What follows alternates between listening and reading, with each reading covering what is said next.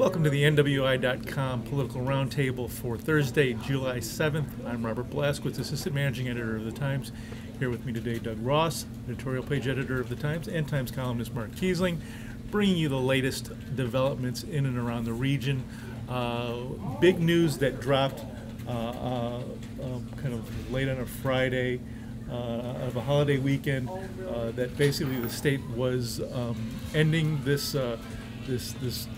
quest to rebuild the Cline Avenue bridge.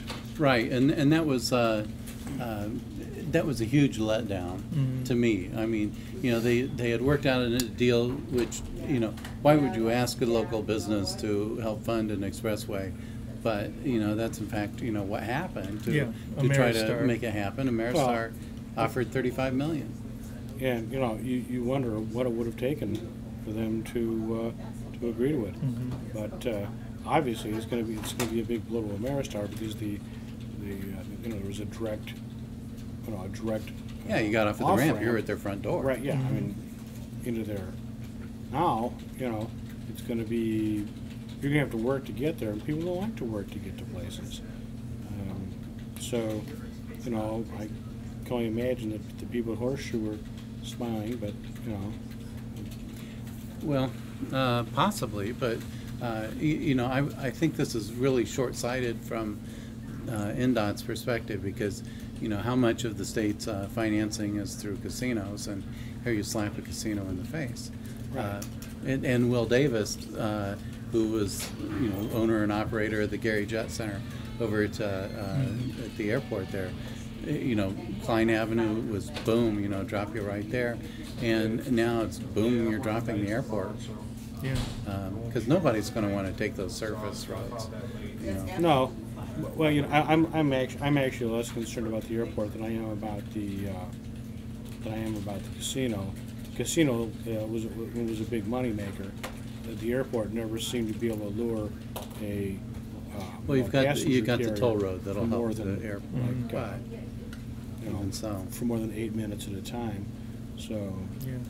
The move seemed to you know, come as a surprise with the timing of the move, at least. Right. Will there be some pushback, do you think, with maybe even up to the governor's office, with you know, people locally here saying, "Hey, what gives?" Yeah, I don't know.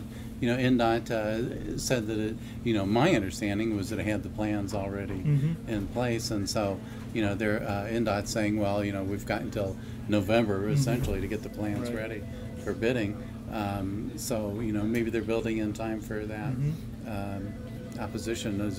Last Wednesday, Wednesday of last week, Governor Daniels was in Bristol, Indiana, saying, you know, that he was hopeful that everything would go through for a public-private partnership with Ameristar on this. So, you know, maybe he didn't even know. Yeah.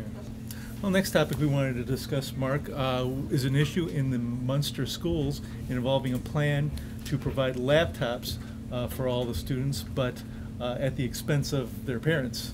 Well, it's a plan to provide laptops, and not to actually require the purchase or lease of laptops for all students, 5th grade through the senior year in high school. Right. It would cost $1,000 a year. 200. I thought it was $250 a year. Well, I'm sorry, $1,000 over 4 years. $1,000 for the. I'm sorry. They would keep the laptop after 4 years. Keep the laptop after 4 years, which would be $1,000 total. Right. Which would be a worthless laptop after 4 years. Well, see, that's part of the point. Part of the point is by the time we're finished paying for this, it's going to be obsolete. Yeah. Another point is we don't get to choose what type of laptop we want. The school says, well, that's for security reasons. We want to be able to keep these things secure. We want to be able to keep students off certain websites, et cetera, et cetera. You know, universities seem to be able to deal with these things in a different way. My son goes to Valpo. He was basically told, look, here's what your laptop is going to have to do. Go out and find a laptop that can do these things, and good luck. See you later. May you find the best laptop at the lowest price. 42,000 students at Indiana University buy their own laptops. Munster's requiring that you buy their laptops.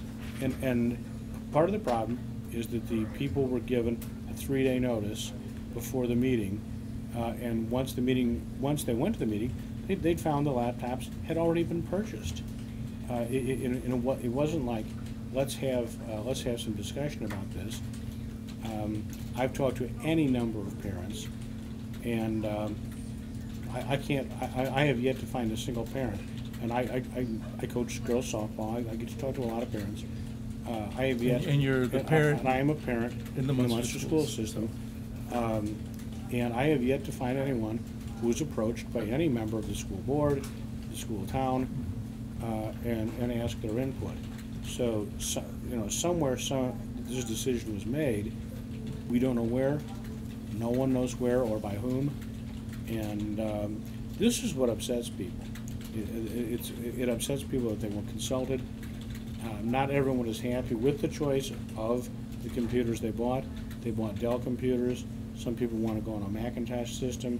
They say as long as it's compatible, as long as we can run the same systems, we don't see why we shouldn't be able to buy the type of computer we want.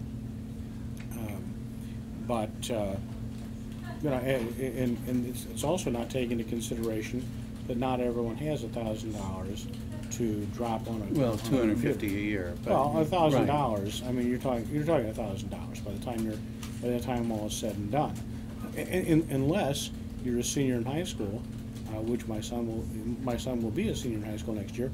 He'll pay $250 unless he wants to pay $750. He's just out the $250. He has to get the computer back.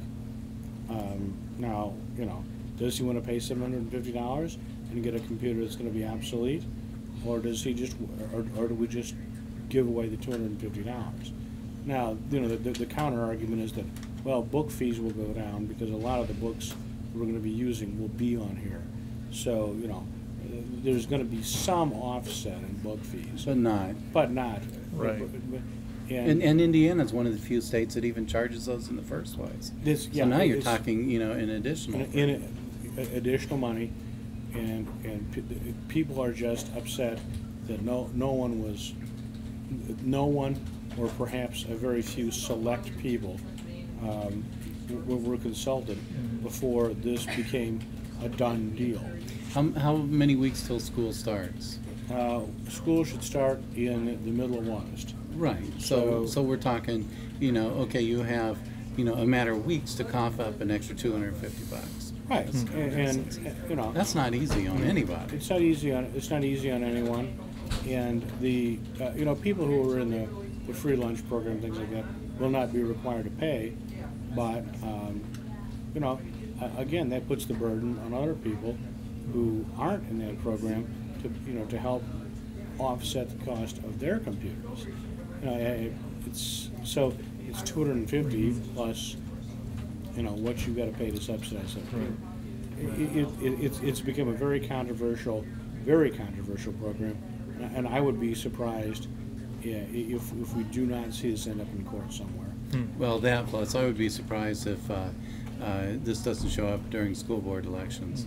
Oh, I think this will definitely show up during school board elections.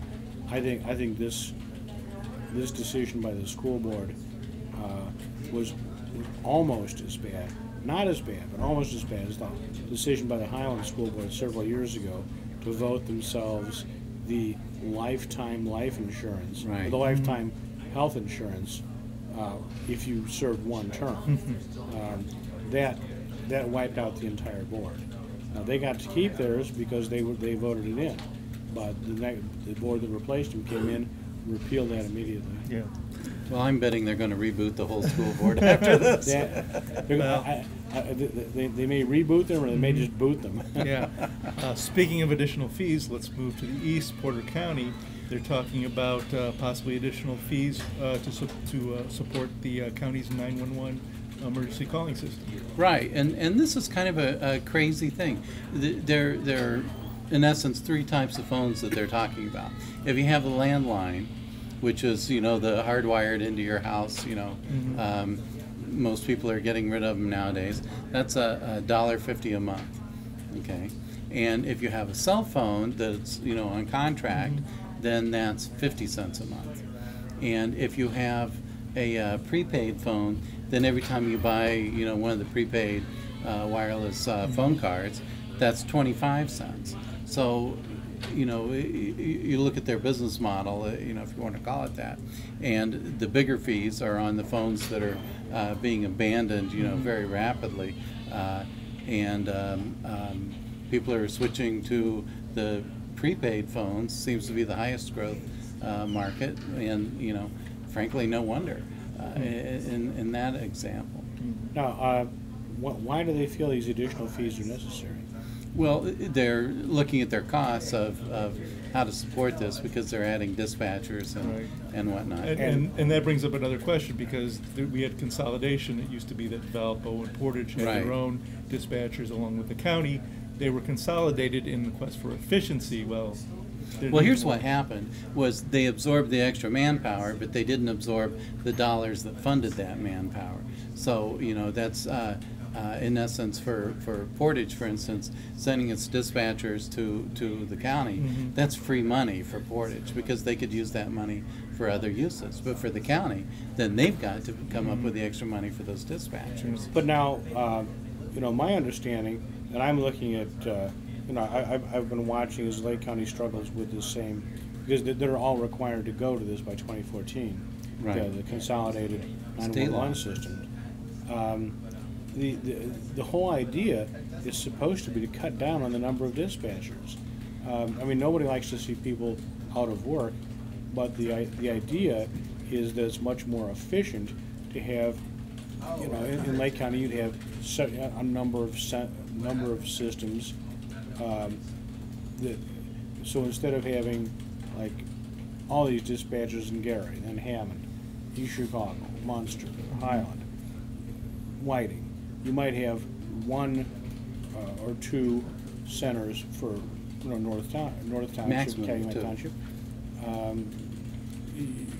and I can't imagine you'd have that many in Porter County. How many centers are there? Well, there's in essence one, except like Chesterton and Porter handle I think fire dispatch, but not police, or the other way around. But it's kind of a crazy system like that. But for almost everything, anytime you dial 911, it goes to the Porter County Sheriff's Department. Now, it just begs the question, like Robert was saying, why do we then need more people? Well, if you increase the volume of calls, you'll need more people. But do you need as many people as if you combine all of the stuff into one location?